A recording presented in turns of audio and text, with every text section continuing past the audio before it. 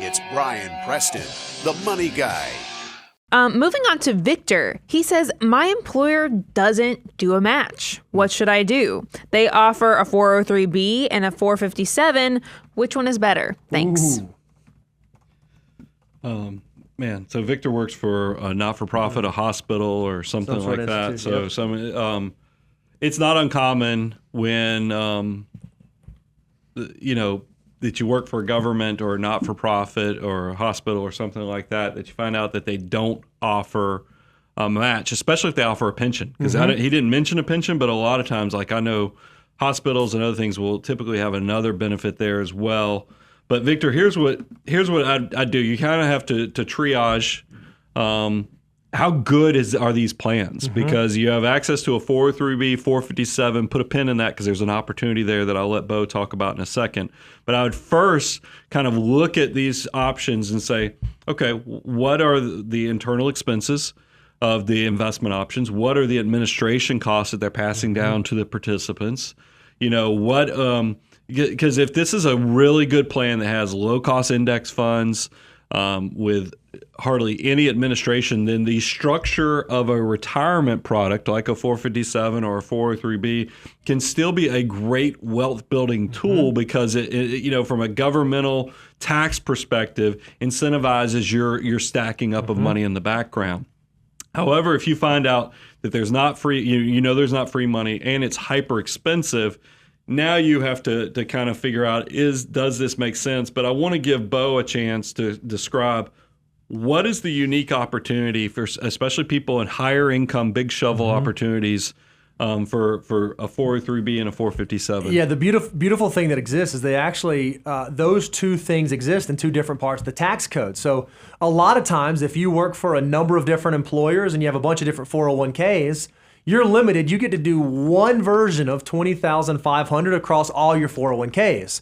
When you have a 457, it's a little bit different. You actually aren't limited. You can do $20,500 to your 403B if you're under 50, and then also $20,500 to your 457.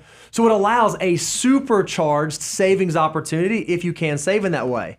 Another huge benefit to a 457 is 403Bs are supposed to be there for when you get to retirement age. After age 59 and a half, you can pull those dollars out tax deferred, or if you're putting in the Roth 403B, you can do it tax free. 457s don't have that same age limit, so you can actually get to those dollars much sooner.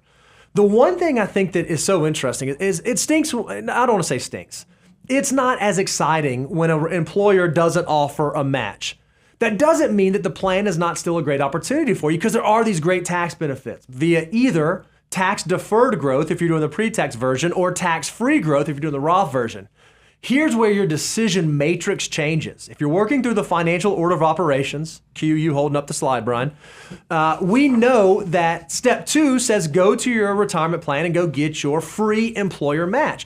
Well, if there's no free employer match, that means then you go to step 3, and then you go to step 4, and then you go to step 5, and then you come back to step 6, and you start taking advantage of the 403B and the 457. Rather than touching those early on at step 2, you may not start touching them until you get to step 6, and that's okay. That's why the financial order of operations is there and exists. If you want to know more about that, you can go to moneyguy.com/resources and click our free deliverable. If you want to even deeper dive, you can go to learn.moneyguy.com and check out the full course.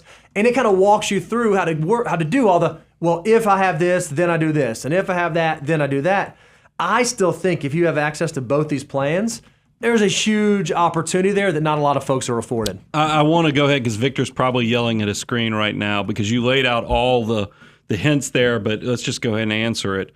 If you can only do, if you can't max it out, do you do 457 or 403B? I would prioritize the 457 because I think about police officers, firefighters, they typically retire earlier than even 55 because they get their 30 years in. And so 457s are great because of exactly what Bo shared. They don't have an early withdrawal penalty, which most qualified retirement plans have that. But 457s, even if you retire in your 40s, 50s, it doesn't matter. you're not going to have that 10% early withdrawal. So I would prioritize that, assuming that it's the same investment choices. You still, I would individually look at each plan, make sure they have the good low cost structure, good investment options, good asset allocation, ability to do index funds. To go through that decision matrix for each one of them, but assuming they're the same. If I'm prioritizing my next dollar, I'm probably going 457 just because you have more flexibility when you actually get access to that money.